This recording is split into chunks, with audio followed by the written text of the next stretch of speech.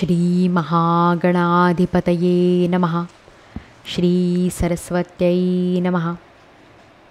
श्री श्री गुरवे नमः. श्रीमद्गुरुदेव दत्तात्रेयाय नमः. नमो भगवते वासुदेवाय. श्रीमद्भागवत महापुराणे दशमस्कन्धे अथ 22. वस्त्रहरण. श्री शुक म्हणतात, हेमंत ऋतूतील मार्गशीर्ष महिन्यात नंदांच्या व्रजातील कुमारी हविष्यान्न खाऊन कात्यायनी व्रत करू लागल्या.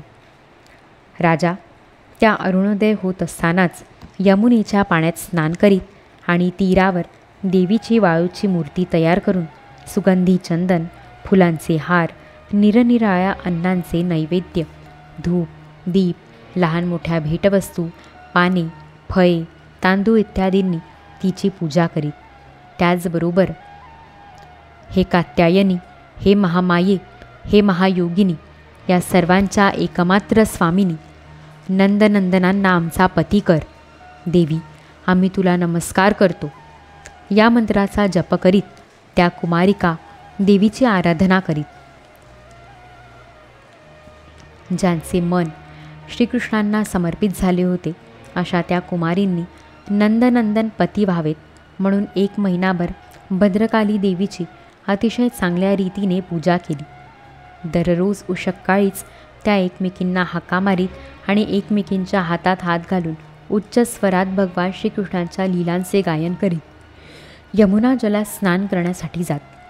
दररोजच्या प्रमाणे एके दिवशी सर्व मुली यमुनेच्या तटावर आपापली वस्त्रे ठेवून श्रीकृष्णांचे गुणगान करीत आनंदाने जलक्रीडा करू लागल्या.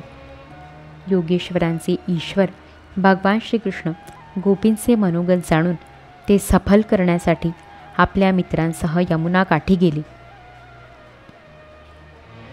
ते त्या मुलींची वस्त्रे उचलून लगबगीने एका कदंबाच्या झाडावर चढले. त्यांच्या बरोबरीचे गोपाळ खदखदा हसू लागले आणि स्वतः श्रीकृष्णसुद्धा हसत हसत त्यांची थट्टा करीत म्हणाले,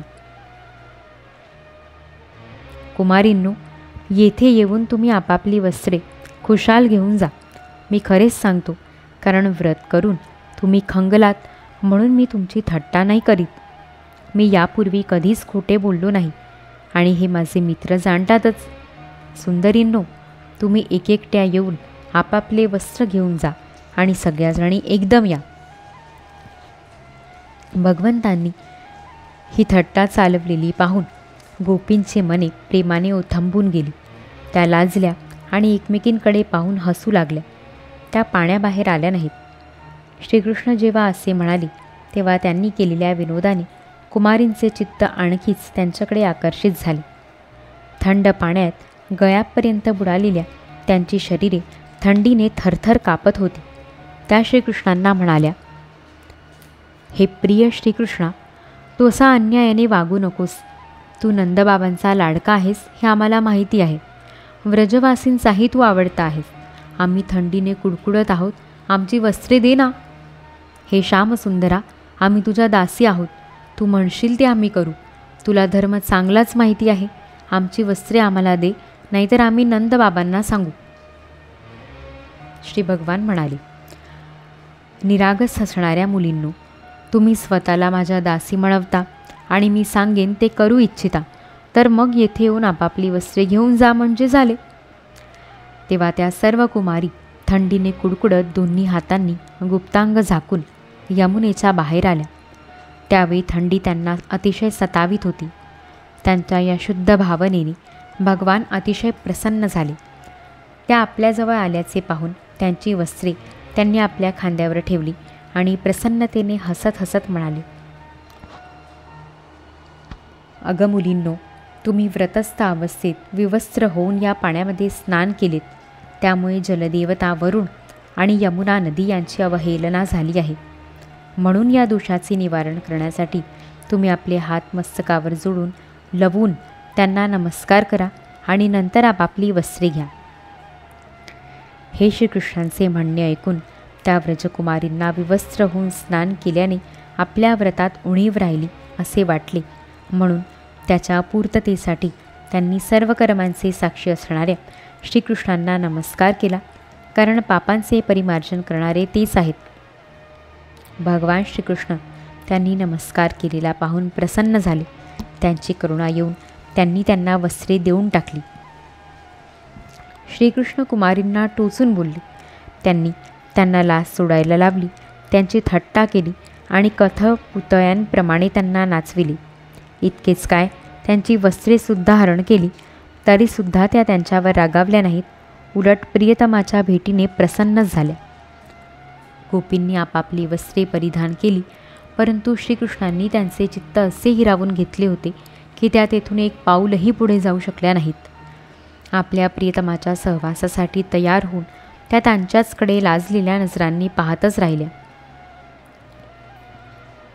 आपल्या चरणकमळांच्या स्पर्शाची अभिलाषा धरूनच त्या कुमारींनी हे व्रत केले आहे हे जाणून भगवान त्यांना म्हणाले, कुमारींनो, तुम्ही माझी पूजा करू इच्छिता हा तुमचा संकल्प मी जाणला.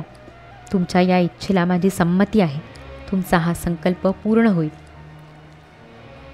ज्यांनी आपली बुद्धी मला समर्पित केली त्यांची कामना त्यांना सांसारिक भोगांकडे नेण्यास असमर्थ असते. जसे भाजलेले किंवा उकळलेले बी पुन्हा उगवू शकत नाही. म्हणून हे मुलींनो, आता तुम्ही आपापल्या घरी जा.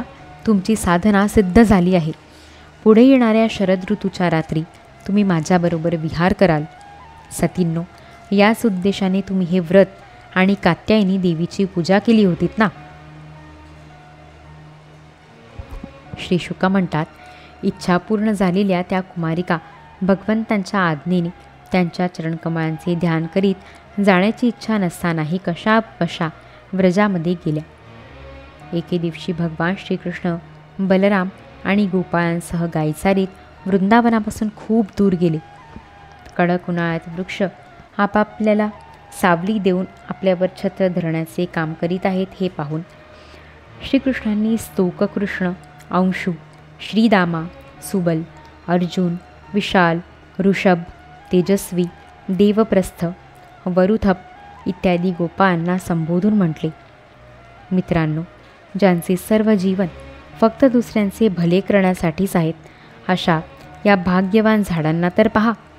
ही स्वतः वाऱ्याचे झोत, पाऊस, ऊन, थंडी असे सर्व काही सहन करीत आमचे त्यांच्यापासून रक्षण करतात. यांचे जीवन किती श्रेष्ठ आहे, कारण यांच्यामुळेच प्राण्यांचा जीवननिर्वाह चालतो. ज्याप्रमाणे एखाद्या सज्जन पुरुषाच्या घरून कोणी याचक रिकाम्या हाताने परत जात नाही, त्याचप्रमाणे या वृक्षांकडून सुद्धा काही न मिळता परत जात नाहीत.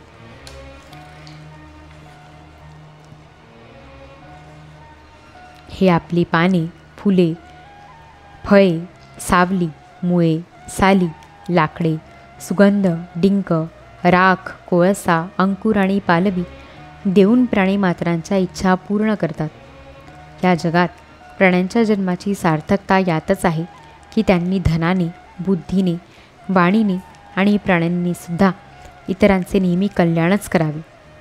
दोन्ही बाजूंचे वृक्ष, पालवी, गुच्छ, फळे, फुले आणि पानांनी लहडलेले होते. त्यांच्या फांद्या जमिनीपर्यंत वाकल्या होत्या. अशा प्रकारे भाषण करीत श्रीकृष्ण त्यांच्यापासून यमुनेच्या काठी आली. राजन, यमुनेचे पाणी अतिशय मधुर, शीतल आणि स्वच्छ होते. त्यांनी गायींना पाणी पाजले आणि नंतर ते स्वतः स्वादिष्ट पाणी पोटभर प्याले.